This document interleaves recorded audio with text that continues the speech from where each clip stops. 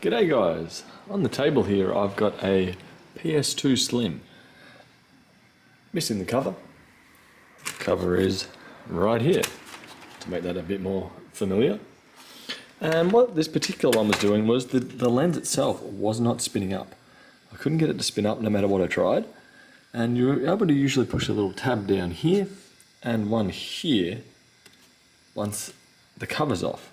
I have removed the three screws and taken out the drive, and I thought I would dig a bit deeper, but I noticed if I pushed on the switch, which is now this teeny tiny little thing, which has been melted off, and I've since just bridged two of the pins together, which I'll try and get the angle just right so you can see. Rotate it around. So there was 4 contact points. If I short these 2 contact points here and here, the console switch is off. But I've been able to override the switch by soldering here to here on those 2 pins. And with that switch bypassed completely, it now relies purely on here. So if I put a disc in, let's say we close the lid.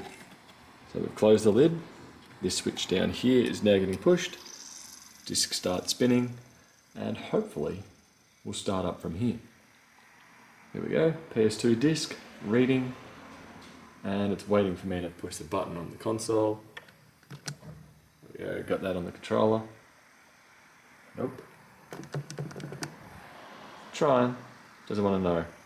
Not plugged in.